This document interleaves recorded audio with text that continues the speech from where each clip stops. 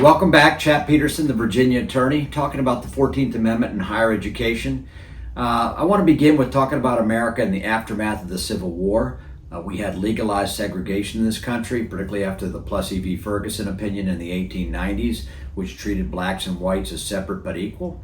That carried over into higher education. Public colleges and universities were typically segregated by race. And that was the situation really up until the early 1960s when you first saw mass integration of public universities.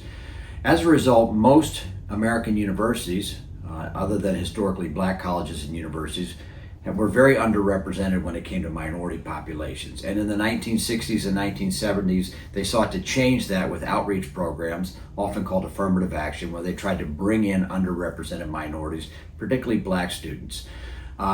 That was considered to be legal at the time. The Supreme Court did put some limits on it in the Bakke opinion, where they said that you could not have quotas for minority students, but you could seek diversity, and based upon that, you could discriminate in some cases on behalf of minority students to have a more diverse student population. That was the law in America all the way up until 2023, when it was changed by a decision called Students for Fair Admission versus Harvard. In that decision, the U.S. Supreme Court, by a 6-3 ruling, reversed earlier decisions and said you cannot discriminate based on race in higher education, particularly in admissions. You cannot treat people differently based on their race or ancestry. And it used basically the words of the 14th Amendment, said that they have to be taken as true. You cannot discriminate based on race. This created a massive change in higher education, and a lot of reasons, because the higher education community had created a whole bureaucracy around what was called DEI, diversity, equity, and inclusion, which are agencies and bureaucracies built to try and create diversity, bring in underrepresented groups, bring in underrepresented professor groups, and try and change the face of higher education that way.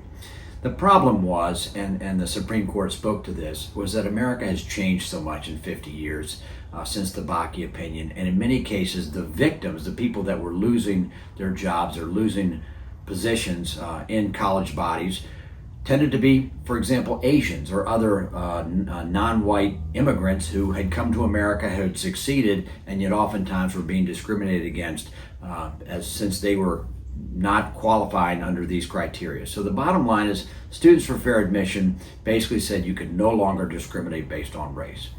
The Trump administration has been very aggressive in trying to enforce Students for Fair Admission. We recently saw at the University of Virginia, which is my alma mater, the forcing out of President Jim Ryan.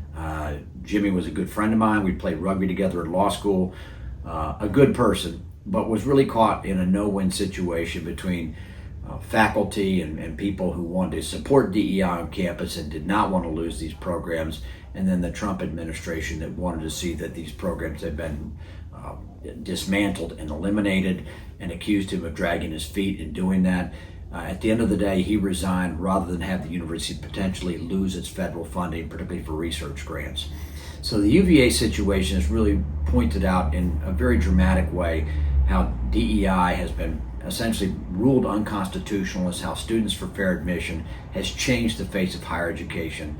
In my opinion, Students for Fair Admission will remain the law of the land. Students will be judged according to their merit. You will not see discrimination based on race, at least overtly. I do think some colleges and universities will attempt to try and achieve diversity, but at the end of the day, that those types of overt programs that we saw even 3 or 4 years ago will remain illegal. I appreciate your listening to this, and don't forget to like, share, and subscribe, and thank you again for listening to The Virginia.